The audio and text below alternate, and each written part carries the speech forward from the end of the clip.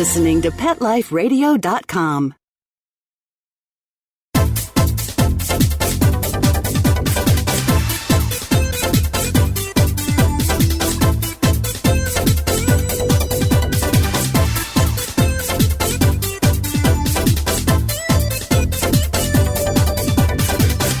Hello! This is Animal Party. You must have your party clothes on, and I bet your dog and cat are dressed up for Halloween. Well, actually, I kind of hope not. And we're going to talk about that a little later in the show. We're going to talk about good costumes, bad costumes, why you should, why you shouldn't, which pets belong in the house and locked up for Halloween, and which pets maybe should be going trick-or-treating or staying at the door, but with some safety precautions that I'm going to tell you about. I think I'm also going to talk about ghosts, pet ghosts, maybe werewolves, maybe familiars. You see, today I don't have a guest. My guest broke her tooth, called me just before showtime, and I thought, you know what, Halloween's coming. Let's talk about animals and Halloween and all the different things that go with that. Everything from the haunted and the spooky to just what you can do to make an easy costume that won't break the bank. And maybe you're wrong in thinking your dog wants to wear a costume. Maybe there's a better way to go for Halloween this year, so we'll talk about that too. But I also want to give you some news. I saw the weirdest thing this morning on the morning news. Just as I was getting the kids ready for school and pouring my coffee, I almost didn't think I was seeing right. It's the kind of thing you see on April Fool's Day, but basically they were in Ohio, and they were showing this news crew and police cruisers and all kinds of guys with guns is what I was seeing. I don't know. They didn't look like they were uniformed officers. So maybe they were rangers. I'm not really sure who these guys. Maybe there was the army. There were maybe 40 or 50 men I saw with guns as I was watching the anchor talk about the story. And what happened was, there was a lot of people with guns there. What happened was they were going looking for lions, tigers, and bears. Yeah, this morning, late last night, in the middle of the night, in a lovely place, and I hope I get this right, Muskingum, Ohio, was where this happened. And basically what happened was someone who was a private collector probably went a little nuts because I think he killed himself. But before he killed himself, according to the coverage this morning, and again, it's all news breaking, so some of this might change as the facts come out. But before he killed himself, he let loose all his animals, these big, giant, dangerous carnivores, lions, tigers, and bears. Oh my. Okay, I couldn't resist it. If you don't know what that is, you're too young. I'm doing the Wizard of Oz. Yes, because there's no place like home, except when home is covered with lions and tigers and bears. So they were all loose. One policeman reported that he was sitting in his cruiser talking on the radio when a bear tried to maul his head and take his head off. That one was shot. There are lions and tigers loose. They didn't know how to tranquilize them in the middle of the night, were worried about doing so and injuring the animals. There were all these issues. At about 3 a.m, Jack Hanna flew out there, which I think is really interesting. Oh, boy. And I'd love to have him on the show. If anybody's listening who knows him, tell him I want to bring him on my show. But there he was, dealing with a very distressing and sad situation because lots of animals dead and missing and in trouble and no doubt scared and in the wrong habitat and frightened. The bears will probably do okay, but the rest are in trouble. And he's there to help, and they are tranquilizing with vets and dealing with it more humanely this morning in the light of day now that they've been able to marshal the proper forces. But last night, they were shooting these animals, and it's just so sad.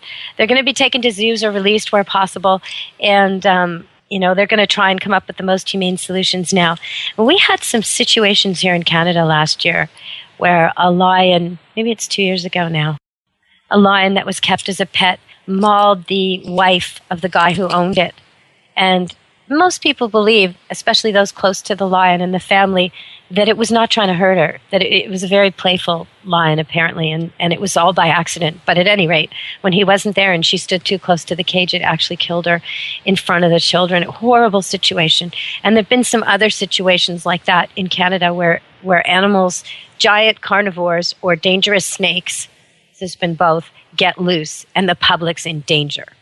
And then you really do have to think about it. I mean, yes, the value of a tiger. Some people would think it's more valuable than a human life given their endangered status and difficult comeback and recent gains, but still loss of habitat and all the problems with that. But at the same time, when your job is to protect the people and there's kids or a school or neighborhoods of sleeping people, and there's some kind of predator loose, you really have to weigh these things. And when the predator, like that one bear, actually actively goes out and attacks an officer inside a car, okay, I think safely that's an exceptional situation that has to be dealt with, perhaps not as humanely as the others, in the heat of the night when that's happening. But it's just so scary. And here we ended up passing a lot of legislation to stop this. And people were really upset about it. I had some people on this show and interviewed that were really angry because what they viewed innocuous pets were now outlawed and they were going to have problems. And some of them didn't keep big predators. In fact, it was the reptile guy who was most distressed about this. But at some level, I welcome regulation and standards. And I think even though we all like a lot of freedom, sometimes the most cruel situations for these animals are not in the zoos and the conservation programs where Zoo Check does find cruelty in those places. But the thing is, Zoo Check has them on their list. For organizations that, like the equivalent for animals of Amnesty International, the equivalent of those things that check on animals and animal welfare worldwide, they know where the zoos are. They know where the conservation, anything open to the public or funded by the public is on their list. And they're there and they're making sure to the best of their abilities that they police it and report it and rat them out. And then the zoos and the other conservation programs, these places, and it's kind of strange because zoos have taken over some of those attempts at conservation. So there's a hybrid line there. But these places are at least scrutinized. At least they're on the map, right? And there's the most amazing people who work in them. And the people really, truly love the animals. But like with any businesses, corners can be cut and the animals are really expensive to take care of. So there has to be checks and balances. And that's the problem with privately owning a lion or a tiger or a bear. Even if you are well-meaning and take good care of them most of your life, what if you have a mental breakdown, as this person must have had? Or what if you're robbed or broken into? Or what if? There's so many things that make it not a good idea to have something dangerous and exotic kept in captivity. Not to mention the abuse cases. I once met a mountain lion, who was completely blind at the age of 2 because she'd been fed cat food her entire life and not meat. And that was just a pet where they didn't find out what the animal truly needed. Her name was Tasha, and this operation to fix her eyes was extremely expensive, and the society that was taking care of her was trying to save them money and fundraise for it. And probably by now, she's probably still alive, and she can probably see. But back then, she was a blind 2-year-old cat who'd never really been able to see since she'd been slowly going blind from the moment they had her, feeding her the wrong food. And that's the kind of thing that happens with people privately taking care of animals where they just don't know. Even with your pets, though, you decide on a whim you're going to get a hamster or a guinea pig or a special kind of fish or a bunny or a dwarf bunny, or maybe you're going to get an exotic cat or a dog, even just a regular dog or cat. You do need to research what they need. I've seen people make such simple mistakes, like not buy a salt brick for pet pygmy goats that they bought their children. And the animals get really ill and can even die just from that simple $6 purchase at the local feed store that they just didn't know. And there's lots of things like that with animals. So you really have to ask. Ask where you're buying them. Ask where you're buying supplies. Look it up on the internet. Make sure you research everything. Do they need their feet trimmed? Do they need their ears cleaned? Do they need their nails clipped? How often do they need to see a vet? Do they need vaccines? Look at it all, because every animal's a little bit different and they all need something. And if you're going to take care of them, you got to take care of them. They're not in the wild anymore taking care of themselves. They need you. So I wanted to talk about that because it just broke out, the big story. And there was another story I want to share with you, but I think we're going to go to a little commercial break and come back, and I'll just tease you a little bit. Oh boy, it's an airplane story. People go on a trip, and they send their cat, and, well, you sure wouldn't want to be these people or this cat. Stay tuned, and I'll tell you all about it at the Animal Party on Pet Life Radio.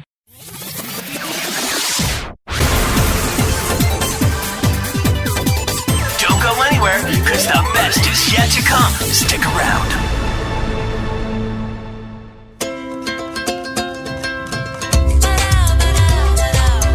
At Petco, we really love pets. There isn't anything we won't do to make sure they're getting the best products and the best care. So when you ask us a question like, so how do you feel about cat condos? We can say from experience, feels like home for her. Enter the code PARTY10, PARTY, the number 10, and get 10% off any order. No minimum at petco.com. How would you like your business to reach out and invite in our audience? We have a brand new trademark concept called Info Seeds. Info Seeds are short 20-second seeds of information about your place of business, practice, or service is the best, most cost-effective way to invite us in. We only have a limited number of slots left. For more information, visit the website PetLifeRadio.com. Click on sponsorship information. There you can listen to a sample of Info Seed. Remember, only a limited number of opportunities are available.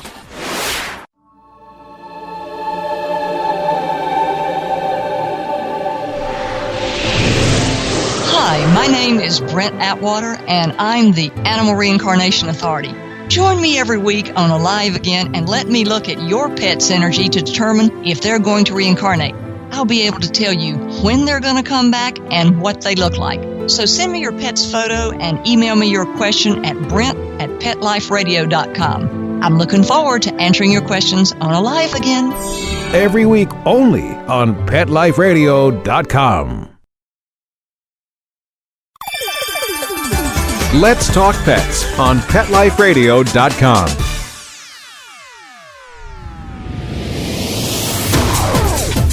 You're inside the VIP room With the hottest party in town. Back to the party. Let's go! Hello! Welcome back to Animal Party, Pet Life Radio with Deb Wolfe. I'm here talking to you about this terrible, terrible flight. So this is an article I'm paraphrasing here. It's natural to get annoyed when an airline misplaces your luggage, but when they lose your cat, that's just taking it too far. And that's what happened to Karen Pascoe last Thursday. From JFK Airport to San Francisco, she was going for a new job and was taking her two adopted cats, Jack and Barry. So, there were two of them. They couldn't fly under the seat. So she set them in separate kennels as cargo. And she checked them in. She went for lunch, grabbed a quick snack, and got a call from American Airlines saying Jack was no longer in his kennel. He was missing. Oh, my gosh, in the airport. Oh, no.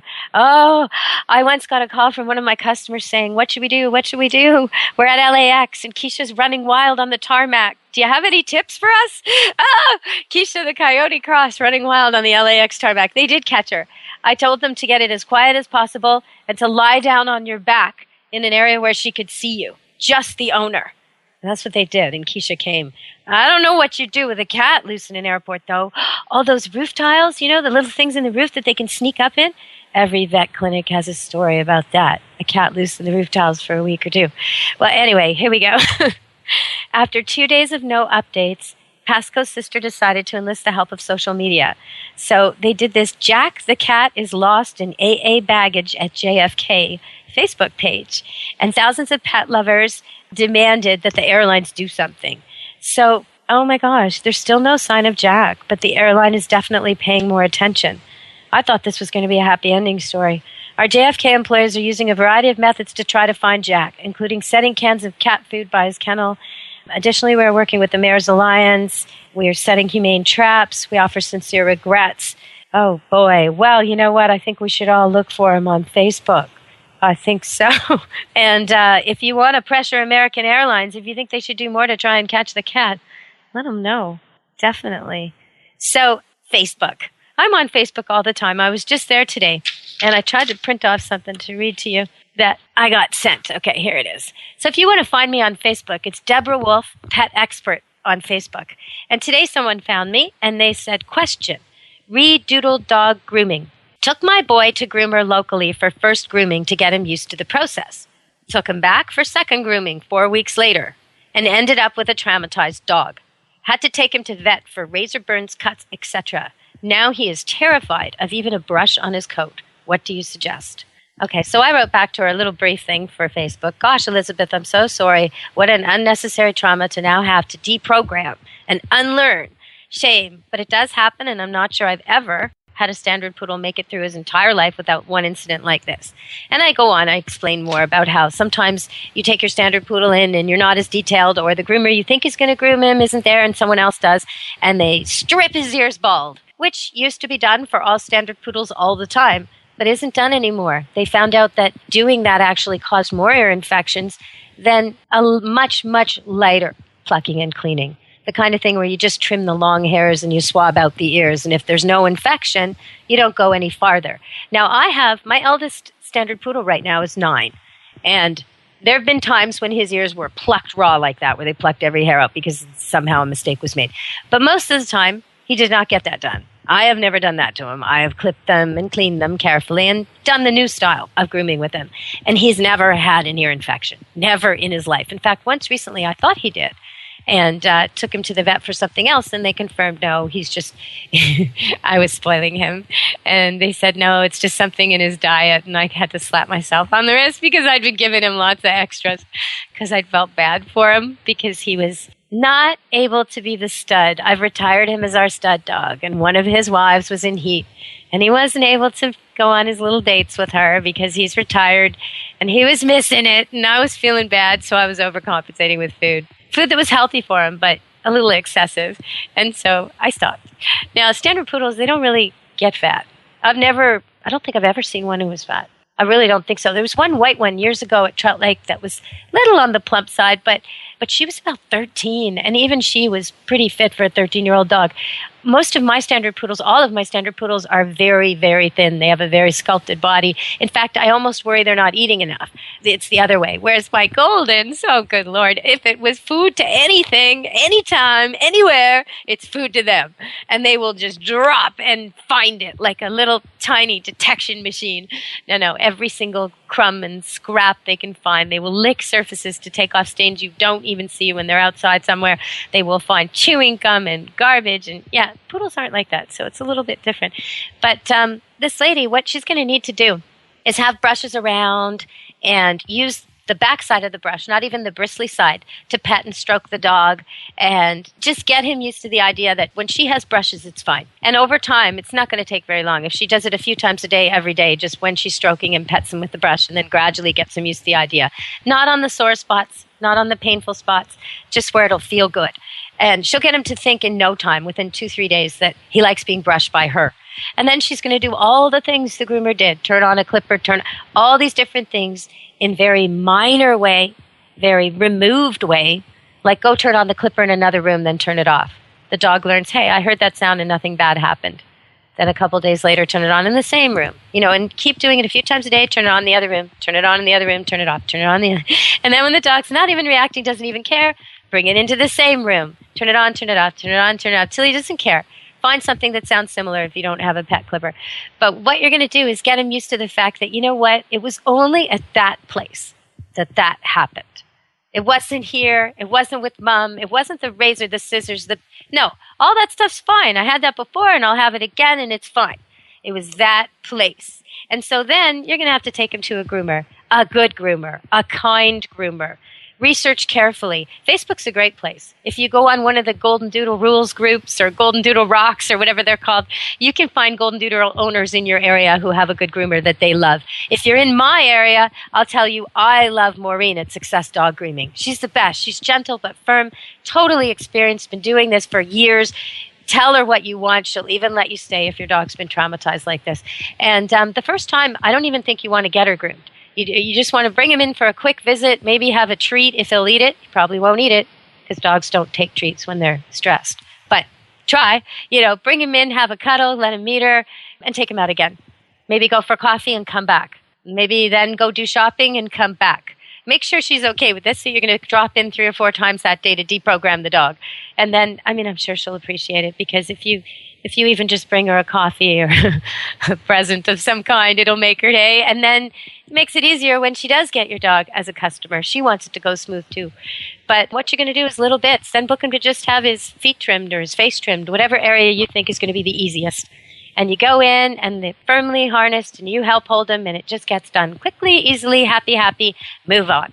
And it is going to take a while to get over this, unfortunately. It's so unfortunate they did this to him. But like I said, It's rare to have a dog that gets regular grooming where this doesn't happen at least once. Razor burns, the dog moves, skin's folded. It can easily happen if they're not experienced with the breed or experienced with their clippers, or even just if the dog's a little fidgety. You know, I have one dog, Noodle, who's constantly trying to lick you. It's like he's trying to groom you while you groom him. It makes it hard to groom him, you know? So he doesn't get as good a clip as my other dogs. Now, when I take him to Morena, I've never had him have razor burns, ever. And I've never had any of these other things you're talking about. But, you know, his hair isn't as beautiful as his dad, who stands perfectly still. So, you know, now with age, Noodle will improve. He'll get the idea. And that's the thing. You just want to make it really positive. When you have a dog who's afraid of something, you want to give him that exposure to that thing he's afraid of, but just a little bit. Not all over him, just a little bit, maybe at a distance. If he's afraid of trains, you don't go to the train station. You go for a walk kind of near it, and he'll walk him, and you make him focus on something else. And over time, you'll be able to get closer and closer, and then walk right by it, and he won't even care. And that's what you're doing. You're just getting rid of the fear. Now, lots of dogs are going to have fears for Halloween because there's lots of noise, there's lots of traffic, squealing tires, people dressed up, smelling strange with the face makeup and the smell of the pumpkins and the lit candles, all kinds of odd smells. Plus, that golden retriever I was talking about is always looking for garbage. Whoa, this is a scavenger hunt for her. The fact that kids are around with chocolates and wrappers and candies and remnants of that and pieces of that and things that fall out of their trick-or-treat bag and all that sort of stuff is everywhere. And you just can't let your dog loose. Even if your dog is a come, sit, stay, healed, wonderful dog, you don't want him getting into that. Now, you might say, oh, but my dog would never pick up anything. I've trained him not to take treats. Oh, that's great. What about the glass? Sometimes, and I shouldn't peg only teenagers, but it seems to be teenagers at Halloween, and even as a teenager, I never understood this, but sometimes people break bottles. I don't know why they do that. It only hurts the children and the pets. Nobody else gets hurt by broken glass. It's just so stupid. But there'll be lots of broken glass. Your dog won't know it's there, and he'll step right on it. Do you really want that in the middle of your trick-or-treat night? When your kids want to keep going and your dog's bleeding and has to go home, what are you going to do? You're going to bum everybody out? You're going to make the dog walk when he's injured? I mean, what are you going to do? It's not a good plan. So if you must take your dog, you really want to take your dog, have at least two people. One's assigned for the kids and one's assigned for the dog. And the dog is on leash the entire time. Not a flexi leash that lets him get into trouble and step on something dangerous. No, a regular short leash so he's with you. If you want to dress him up, some dogs like to be dressed up. If you've done it right when he was a puppy and you made sure he was told how beautiful he was and given cookies and praise and not laughed at or made fun of, then he probably does like being dressed up, likes the attention and enjoys that, gets it, that it's something funny for the people. But you got to make sure the costume doesn't hurt. So nothing that can pull off like buttons or buckles or straps or little things that could end up in his mouth and in his stomach. Same for cats. Cats are really bad for this. Anything twirly or frilly or tinsel-like or shredded fabric-like, this is the kind of thing that they want to eat. Ribbons, they want to eat it. So if you're dressing up the cat, make sure there's nothing loose dangling because it'll be in its stomach. And that can be $1,000, $1,500. If you're lucky and you catch it in time, it can also kill your animal.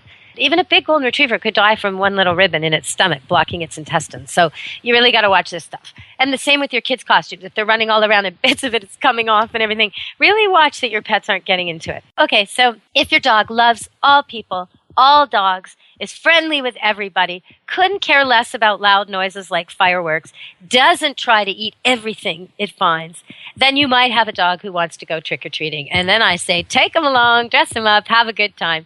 Make sure the costume isn't in his face and isn't dragging where he walks. And again, one adult for the dog, one adult for the kids. Bring a bag to poop scoop. Make sure he's well fed and well watered before you go. You might even need water along the way if your kids are big and you're going to make some serious trick-or-treats. But with the cat, now, most cats don't want to have anything to do with this. So if you have a dog who's a little scared of people or protects the house or just isn't up to this, has fears of any of those things, or is a total garbage gut, will do anything to get food, then you need to create a safe room where you lock the dog away, you lock the cat away, you put on some music or a TV in there, you close the blinds, you try and minimize Halloween outside, make it a fun place, go there and visit your cat, make sure it's not, it's not a place that's awful. Maybe new dog toys, new cat toys, something fun in there. Their bedding, their stuff. If there's something like PlayStation or Wii that gets a lot of action from the kids and your animals love the kids, stick it in there. Because if you've got a black cat, you have to put him away now. You can't wait. And even if he's an outdoor cat, he needs his own room right now. Because if he's loose in the house, he might get out. If he gets out, he is the number one target for horrible pranks this time of year. And I'm not kidding you. It's terrible. So if you have a black cat that goes out at all, especially a friendly one, you need to keep it in. So it needs a special room. Right now, just do it. Now, when I talk about dogs and running around and trying to get at the treats, the two things I'm most worried about are xylitol, which is an artificial sweetener that's in a lot of candies, chemical, and chocolate. These two things are like poison to dogs, and they're everywhere at Halloween. So if your dog's staying behind with you giving out the candy, you should not be giving out those things. You got to be careful what you're giving out. Make sure you're not going to feed your dog the stuff you're giving out, but just in case, you don't want bins and boxes of chocolates and all the things that are most toxic to him. You also want to tie him up. Even if he's totally friendly and he doesn't go anywhere and maybe he's part of the little routine you're planning on the front driveway where he greets people, he needs to be tied to something, okay? So it can be a longer leash, it can be a shorter leash, but he needs to be tied to something. Because when everybody gets distracted and maybe a kid gets scared and runs or something goes on, a man comes up to pick up his kid and the kid is crying, or you just don't know what's going to happen on Halloween. You don't want your dog bolting. You don't want your dog running and making a decision and ending up in traffic. So tie the dog. There's so much unpredictability this time of year. It's a pretty scary time for animals, so you got to think of them. Okay, so we're going to go to another commercial, and then we're going to come back to the party, and I'm going to take you onto the spooky side of Halloween when we come back. Don't leave this party before it's over because the best is yet to come. Only losers leave the party early anyway. Party on. Back in a few. Love your pets but wish their medications were a lot less expensive? They are at 1-800-PET-MEDS. You'll not only save on flea and heartworm medications, but on prescriptions for arthritis, incontinence, thyroid, and more. And you get fast service, free shipping, and a 100% satisfaction guarantee. Plus, our licensed pharmacists ensure accuracy, monitor drug interaction, and more. See why over 5 million people have trusted their pet's health to 1-800-PET-MEDS, America's largest pet pharmacy. Call now or order online. Go to petmeds.com/party, PARTY, to get 10% off any order and free shipping on orders of $39 or more. How would you like your business to reach out and invite in our audience? We have a brand new trademark concept called InfoSeeds. InfoSeeds are short 20-second seeds of information about your place of business, practice, or service. We only have a limited number of slots left. For more information, visit PetLifeRadio.com. Click on sponsorship information. There you can listen to a sample of InfoSeed or email us at PetLifeRadio.com. Remember, only a limited number of opportunities are available.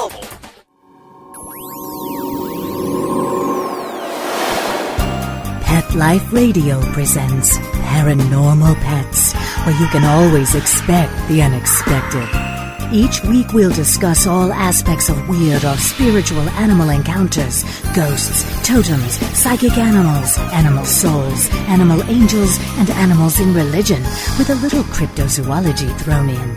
Step into the supernatural world of pets with your Paranormal Pets ghostly host, Dusty Rainbolt, every week on demand, only on PetLifeRadio.com.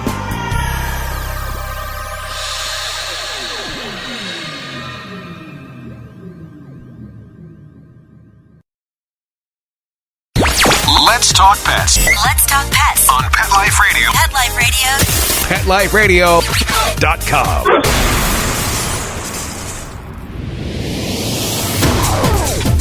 You're inside the VIP room With the hottest party in town. Back to the party. Let's go. Hello! We're back at Animal Party, and we're about to go on the spooky side of the animal world. But before we do that, I just want to remind you that right now on YouTube, there's the Deborah Wolfe channel. I set it up a week ago. It's brand new, and right now it's free. It's a sneak peek 10 of my favorite clips from my DVD. Come and sit and heal and stuff that's really fun. Kid safety's in there. So if you've got kids, even if you don't have a dog, if you've got kids, you want to see this. If you've got a dog and you don't have kids, you want to see this because it helps you deal with what happens when kids come over. What happens when we meet kids at the park? How do I deal with kids and my dog? So it's really important, even for grandparents. This is kids and dogs. It's good safety. And I want you all to send it to as many people as you can because the come, the heal, the other sections in there, there's games and tricks too. There's bloopers of dogs being bad. I want you to send it around because the more hits I get, the better. Plus, the more people who see it, the more dogs get trained and the less dogs end up at the pound. If you know someone who does animal rescue, send it to them. Send them my YouTube channel because they get 10 clips for free that will help them every day with what they do. So yeah, send it around, hit on it, and if you want, tell me how much you like it. Now, DeborahWolfOnline.com is my website, DeborahWolfOnline.com. And some of my radio's there. I blog there. I post pictures and fun videos. If you send me outrageous videos of pets, things that are family friendly but really funny or just amazing, I might post them. And that's how I get all that great stuff. I get great stuff sent to me, and you can see it there. Every week I try and have on, or most weeks, I try and have on an expert guest, and I'm always open to new suggestions. If you've got a topic for me or a guest you want me to have, or maybe you just got a pet question, like this lady, her name Elizabeth, with her golden doodle boy who was traumatized at the groomer. Send me your question. I'd love to talk with you. All right, everybody, so we're back at the party. And since Halloween is coming, we should talk about familiars. Is there something to this? The idea of a familiar. You know, the witch with the black cat on her shoulder, and she looks at it, and then it runs off and does what she wanted, comes back in with the key that she needs for the safe, that sort of a thing. And the key is hidden high up in a place only a cat can get to. And the evidence of communication is so spooky that in olden times, sometimes women were actually killed for suspicions based on their connection with animals. Well, I would have been in trouble, I think, because when you look at an animal and you're thinking your thought, whatever it is, you're actually telegraphing a message. Now, most of us humans can't pick up this stuff, and we're not even conscious of sending this stuff. But I'll give you an easy example. When you think, maybe I'd like to take a walk, you haven't even picked up your shoes yet. You haven't even gone over and got your coat. You haven't even decided if you're going to do it, but you're just thinking about it. Somehow, your dog will start to do play bells and get all excited, and you'll hear him sneezing in the other room and running around, sort of twirling underneath your coat and your leash. He heard that. He got that. I can't tell you how, but he did. And the more I train dogs, the more I train cats, the more time I spend with them, the more conscious I am of the messages I'm thinking as I actually speak to them. You know, before I say, Sparky, come, I'm actually thinking something. And as I say it, I'm actually thinking something. And if I can be focused enough to think in pictures, which is not my usual way. I'm a very verbal person. But if I think in pictures and I actually picture Sparky, the Sparky I'm working with right at that moment, coming toward me, and I picture myself being happy about it and touching him and telling him how good he is, or I picture myself giving him a treat. If I can do a little vignette like that, a little video clip in my head of what I want to have happen, the dog will come quicker and he will learn quicker. And if I can keep that up while I'm training and not say, Sparky, oh, did I remember to get eggs? Did I remember to get butter? I wonder what, oh, darn, I sure wish this dog would come. Why isn't this dog coming? Okay, now I'm actually visualizing what I don't want. I'm telling Sparky, and I'm sending him an image of a dog not coming or eggs at a store. How's that going to help him? Not at all. I have to stay focused. I have to say, Sparky, come, and think Sparky, come. And you know what? Sparky's going to come. So, because Sparky's already got the message, and he knows he's going to get praised when he gets there. Now, you'll see my come technique on the clip on YouTube if you want to check it out. I show you how to train a dog who really doesn't come with a long leash, big long rope. And you practice and you practice and you practice, and then you let the rope drop. And then he does it with the rope tied to him still, but trailing on the ground. And then when he's done that well, then you take it off and you put a short leash on him. You do a few more drills that way, and then finally you remove it. Now, by the time you removed it, he's come to you so many times on that park, on that day, with those temptations. And each and every time you prove to him how happy you are and loving you are, and that the walk wasn't over, that he got to go again. So this is very different from your usual dog drags you to the park, doesn't respect you all the way there, gets faster and faster and faster till he gets to the entrance. You let him go because you can't stand it anymore. Your shoulder's hurting and you're just relieved to be there. He runs off and plays and might even come visit you at the start because he knows it's not time to go. But as soon as he thinks it's time to go, if you call him, he looks behind him to see what there is that's better to do. What am I going to be missing? And then he pretends he can't hear you. La, la, la, la, as he walks around the park, extending what he thinks is the inevitable call, leash, home. End of fun. So by doing it the other way, you're both proving yourself. And I go through all that on my YouTube clip, and it's free right now. So please hit on it, click on it, send it. Send it, send it, send it. I need hits. Okay, and you need this DVD. You need the clips, and it's free right now, and it won't be free forever, so go for it. Send it to everybody you know, please.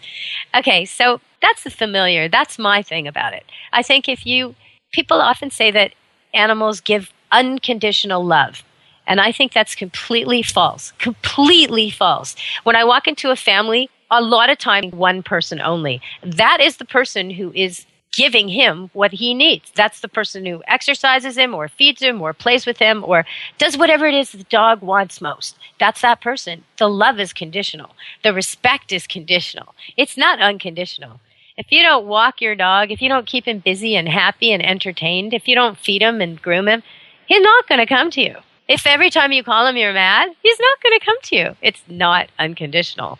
So yeah, this thing with the familiar is those people were telegraphing their thoughts. They were also communicating and training. Whether you want to call it training or communicating, it depends on your perspective. But teaching a cat that if it comes to where you point, you will reward it, or teaching a dog that if it follows certain hand signals, you will praise it, and by guiding it with your own hands or a leash to do what you want and praise it over and over and over, you can get dogs to very easily obey things other than words.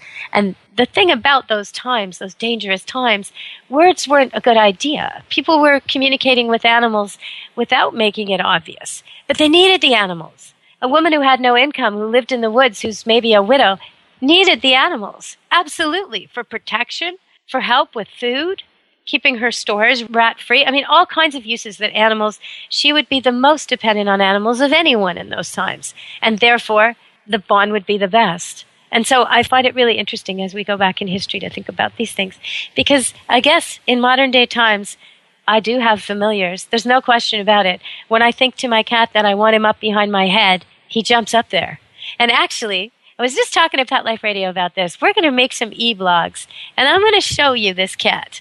So I'm going to try and make sure I could get this and get it posted, show you some things with the cat, show you some things with him doing his tricks. He's a pretty amazing cat, and he's a domestic short-haired tabby, a run-of-the-mill cat, just like yours, no more special, was just as homeless as the one you adopted. So I'll show you what he can do sometime soon. I might even get him brushed with this fantastic new brush I just found. My favorite new brush. After all these years of brushing dogs, I finally found the brush I love. Amazing. I found it outside of Starbucks. I was introduced to it and I ended up pulling people. Excuse me, may I brush your dog? Excuse me. And they're all like, aren't you Deborah Wolfe? Aren't you from Camp Good Dog? Yes, I am. Would you mind if I brush? No, go ahead. Brush, brush, brush, brush. I was in my logoed clothes with my logoed truck all suited up, and yeah, I got a lot of dogs brushed, and in seconds. It was fantastic. So I'm going to tell you about that next time.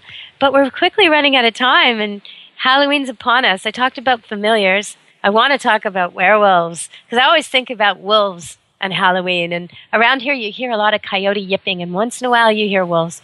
Wolves have a much larger range. So you can have a pack of 25 or 30 animals, and they can be in your area, but they're also in the area an hour and a half drive away from you. That's still their range. Coyotes have smaller ranges, so you get more localized packs. But, yeah, if you hear the wolf song on Halloween or the coyote yip, it's a little creepy, isn't it? Well, there are ghost pets, according to Dusty Rainbolt, an author I've had on this show before, and she has her own show all about that, paranormal pets. And she wrote a whole book on this. There's enough to write a book, and then some. There are hotels, museums, places you can go, libraries you can check out where ghosts have been seen, cat ghosts in particular, over and over and over again. So you can go there looking. There's a section at the end of her book, Ghost Cats, which actually details all the places you can drive to in America where you can see ghost cats. Now, I myself had a dream one night where a dog, Rudy, this blind collie that I trained years and years before to come when called so his owners could let him off leash again. After he went blind, they never did. And this dog really missed his off-leash freedom. He was a big, goofy, giant collie, a rough collie like Lassie. And he really, really loved me for giving him his freedom. Really loved me. Was extremely doting of me. And I would trip over him when I walked him off leash in a giant forest because he just wouldn't leave me alone. He was so doting. But this dog came to me. I was sleeping at night and I had this dream, and it was so strange because it was just his head. But he was talking like in English, and he was saying words to me, and he was saying, "Don't go near the bridge, don't go near the bridge." And okay, I wake up the next morning. I don't think much about it. I go down to the bridge because I'm walking dogs, and I think, I'll just go check. So I lock the dogs up and I go by myself, and my entire bridge is broken. The river has crashed over it. It's broken in the night. All my neighbors heard it crash. The water came over it, and the bridge is definitely dangerous. So I call Rudy's owners because I'm a little weirded out. And I say, I haven't talked to you for a while. I just wanted to touch base. And they're like, "Oh, did you hear?" "What?" And they said, "Well, Rudy passed a few days ago." And I was just like, oh my God, the hair on my arms went out. I was just, this is too much. So I told them the story, and they were very surprised. Stuff like that happens when you're really connected with animals. I had another experience with a coyote cross named Muriel, and I'll tell you about that someday maybe. And right now, I'm so hoping. See, the thing about these ghost experiences is you don't get to choose them. I would love to speak with my dog Squeak, but no matter how much I try, it seems she's gone from me. But there are ways to be open to it and ways to tune into it. And if you're interested in this topic, you should definitely check out the show I did with Dusty Rainbolt this time last year at Halloween. If you're interested in true blood and werewolves and modern mythology and ancient mythology, then check out the show on this network, Animal Party Pet Life Radio, back in my archives. Check out the one I did last Halloween with Stacy Mantle. So now I've given you 3 spooky Halloween shows. It's been a spooky animal party. Have a really good, safe Halloween, everybody. Be good to your animals. We'll talk to you next time at Animal Party. Let's Talk Pets. Every week on demand. Only on PetLifeRadio.com.